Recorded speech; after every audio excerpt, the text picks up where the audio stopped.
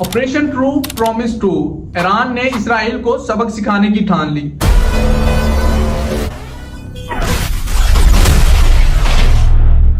Hezbollah के leader Hassan Nasrallah को bomb blast में मार दिया गया और इसका बदला लेने के लिए ईरान ने 400 से ज्यादा मिसाइलें दागी हैं इसराइल के ऊपर।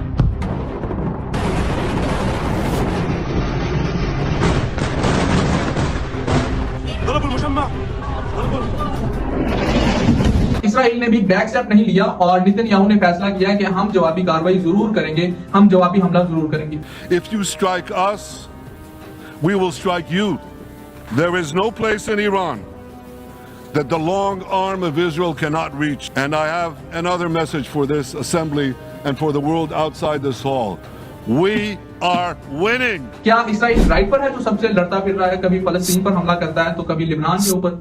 हिजबुल्लाह के लीडर टीवी पे आते हैं और कहते हैं कि आप पूछते थे ना कि इस्राएली एजेंट कौन है, आपके हाथ में जो फोन है ये है इस्राएली एजेंट, जो आपके बच्चों के हाथ में, आपकी बीवी के और आपके सब घर वालों के हाथ में है, ये है बेसिकली इस्राएली एजेंट। هيدا العميل بتقلي وين العميل؟ قل لك هيدا العميل الخليوي اللي بايدك واللي بايد زوجتك وبايد اولادك। 3000 पेजर नामी कम्युनिकेशन डिवाइसेस एक टाइम में ब्लास्ट होती हैं।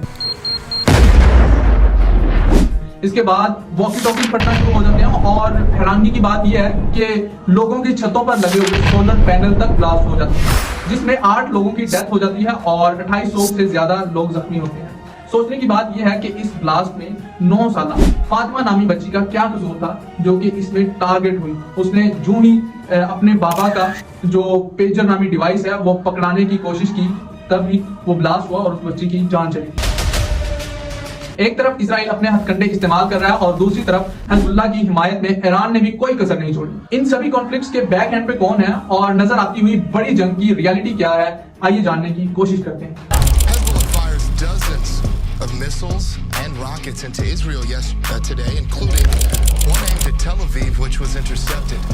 Israel Rescue Services say that no injuries or damages.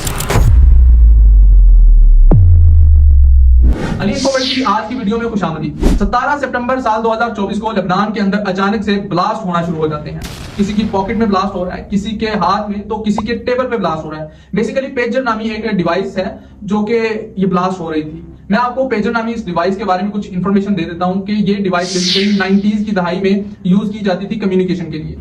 इसका ये फायदा होता था कि आपकी लोकेशन का किसी को पता नहीं चल सकता था और एक टाइम पे ज्यादा लोगों को एक ही मैसेज फॉरवर्ड करने के लिए ये डिवाइस को यूज किया जाता था, जिसे एक मेन सर्वर से कंट्रोल किया जाता था और वहां से मैसेज सेंड किया जाता था और एक ही टाइम पे सब लोगों के पास, जिनके पास ये पेजर डिवाइस मौजूद होती थी, उनके पास ये मैसेज पहुंच जाता था। हिजबुल्लाह के कई लोगों को उनकी मोबाइल की लोकेशन से ट्रेस करके मिसाइल से मारा जा चुका था, जो कि आउट ऑफ कंट्री भी कुछ लोग थे, जो कि कुछ लोग लिबनान की टेरिटरी से बाहर भी थे, उन्हें भी निशाना बनाया जा चुका था लोकेशन से ट्रेस करके।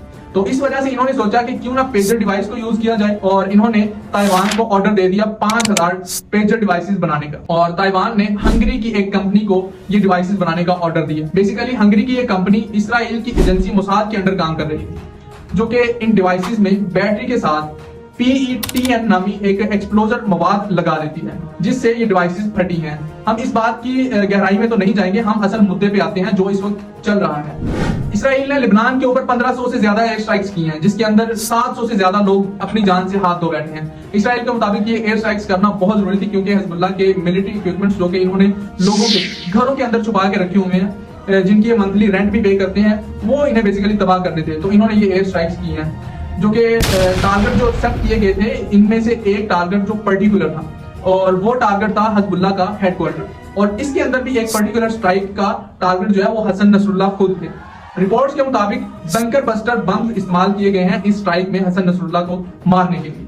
ये बातें खुद से नहीं कह रहा मैं, बल्कि ये इसराइल डिफेंस फोर्स ने ये खुद से कंफर्म की है। ये सारी चीजें आप अपनी स्क्रीन पर देख सकते हैं। अब शायद इसराइल हिजबुल्लाह को गजा की तरह हल्के में ले रहा है, तो इनकी मैं मोटी मोटी आपको डिटेल्स दे देता हूं। हिजबुल्लाह के पास 1 लाख से ज्यादा फाइटर्स हैं और 1.5 लाख से ज्यादा रॉकेट्स हैं, including unguided and advance precision guiding ballistic missiles also. Hezbollah के पास लॉन्ग रेंज मिसाइल सिस्टम भी है, जो कि इसराइल में कहीं भी अटैक कर सकते हैं।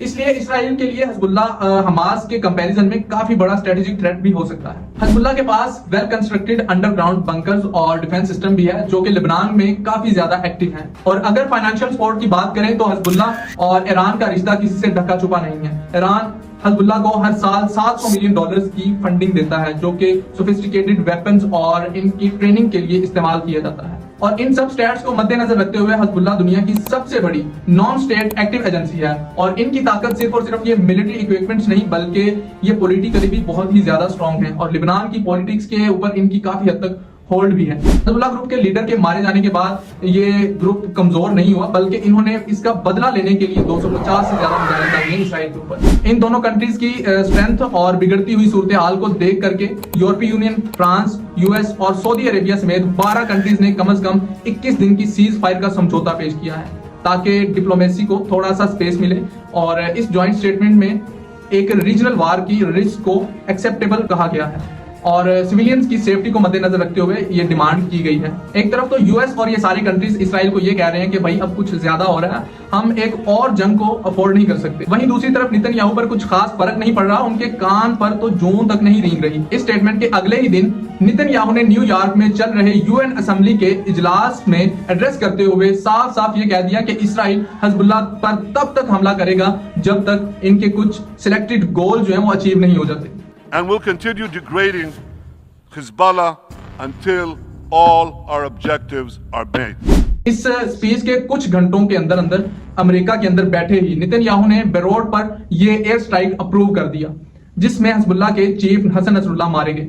ऐसा करके नेतन्याहू ने अपना इंटेंट दुनिया के सामने साफ साफ जाहिर कर दिया है कि मैं वही करूंगा जो मुझे अच्छा लगता है। आप अपना ओपिनियन अपने पास रखो। कहते हैं action speak louder than words. Israel भी इस वक्त यूएस के एक्शन को ज्यादा और वर्ड्स को कम सीरियस ले रहा है। मैं आपको इसकी वजह बता देता हूं कि एक तरफ तो बाकी सारे कंट्रीज और यूएस ये कह रहे हैं कि हम आपको इस वार में, इस जंग में सपोर्ट नहीं करेंगे और इस जंग से बैक स्टेप ले लो, और दूसरी तरफ यूएस ने इसराइल के लिए $8.7 बिलियन की एक डिफेंस पैकेज लॉन्च किया। इन पेपर ये इसराइल के डिफेंस सिस्टम जैसा कि आयरन डोम, डेविड स्लिंग वगैरह इन सब के लिए है, लेकिन ये डिफेंस पैकेज के नाम से ही मदद की जा रही है। असल हकीकत क्या है, ये बम गिराने के लिए, कोई मिसाइल गिराने के लिए या सिविलियंस लोगों को मारने के लिए ये एड दी जा रही है। ये डायरेक्ट थोड़ी बोला जा सकता है और इंटरनेशनल कम्युनिटी ये खुद भी ऑब्जर्व कर सकती है कि ये एड किस वजह से दी जा रही है। एक और भी चीज आपको साफ साफ नजर आ रही होगी कि 7 अक्टूबर साल 2023 से लेकर अब तक अमेरिका ने इसराइल को $6.5 बिलियन का एड दिया है, जिसके दम पर इन्होंने अब तक 41,500 से ज्यादा फलस्तीनियों को शहीद कर दिया है।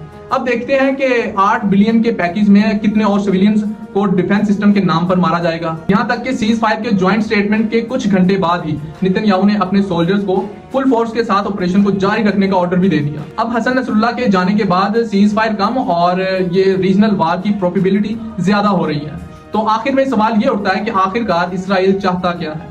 फिलहाल तो नेतन्याहू यही कह रहे हैं कि वो 75,000 नॉर्दर्न इसराइल में डिस्प्लेस्ड इसराइलियों को वापस लाने तक, अपने घर तक पहुंचाने तक हजबुल्लाह पर अटैक करता रहेगा और ये ऑपरेशन को जारी रखेगा। तो यहाँ सवाल ये भी पैदा होता है कि क्या इसराइल अब हजबुल्लाह को एयर स्ट्राइक या पॉसिबल ग्राउंड इन्वेजन से हरा पाएगा? तो इसका साफ साफ जवाब है नहीं। क्योंकि अगर 2006 की बात करें तो तब के मुकाबले अब हजबुल्लाह जो है वो बहुत ज्यादा स्ट्रांग हो चुकी है। जब हजबुल्लाह को 2006 में इसराइल नहीं हरा पाया तो अब कैसे हरा पाएगा? तो फाइनल रिजल्ट यही निकलता है कि इसराइल सिर्फ और सिर्फ कॉन्फ्लिक्ट चाहता है, बदअमनी फैलाना चाहता है और इसका कोई मकसद नहीं है। कोई ये चीज नहीं चाहता कि ये कोई जंग जीते या कोई जगह ये हासिल करे या किसी लोगों को अपने घरों में पहुंचाए। ये इसका बिल्कुल भी मकसद नहीं है। इसका सिर्फ और सिर्फ मकसद बदअमनी फैलाना है और इसके अलावा कुछ नहीं। और पेजर डिवाइसेस, कुछ वॉकी टॉकीज और कुछ सोलर पैनल्स को ब्लास्ट करके ये साबित नहीं होता कि आप हजबुल्लाह से ये जंग जीत सकते हो। ये सिर्फ और सिर्फ छोटी छोटी सी चालें हैं जो कि इसराइल शुरू से चलता आ रहा है। बेसिकली यूनाइटेड नेशन के रूल्स के अकॉर्डिंग कोई भी कंट्री किसी भी सिचुएशन में केमिकल, बायोलॉजिकल वेपन्स को यूज ही नहीं कर सकता। और इन्होंने, इसराइल ने एक लॉ को ब्रेक किया है। क्या अब यूनाइटेड नेशन को नहीं दिख रहा कि एक बड़े लॉ को ब्रेक किया गया है? सारे फैक्ट्स को डीपली देखने के बाद पर्सनल ओपिनियन में सिर्फ इतना कहना चाहूंगा कि क्या ये जो रूल को ब्रेक किया इन्होंने, क्या ये जो लॉ तोड़ा है, क्या इसके ऊपर कोई एक्शन लिया जाएगा यूएन के द्वारा या नहीं? और जब इसराइल के ऊपर छोटा सा अटैक भी हो जाए तो उसका जवाब, उसका रिटेलिएट जो करता है इसराइल, इतने बड़े बड़े अटैक्स, 1500 मिसाइल्स दाग देता है, क्या उनका कोई जवाब देना पसंद करेगा? क्या यूएन के पास इसका कोई जवाब है? लेकिन मेन चीज जो है वो एक्सपर्ट ओपिनियन, मतलब पब्लिक ही बता सकती है। पब्लिक इस बारे में क्या राय रखती है कमेंट सेक्शन में जरूर बताइएगा। और इस वीडियो के रिलेटेड जो भी अपडेट आएंगी वो हमारे चैनल से आपको मौसूल होती रहेंगी। इसी के साथ मुझे दें इजाजत। Ali Murtaza, signing off.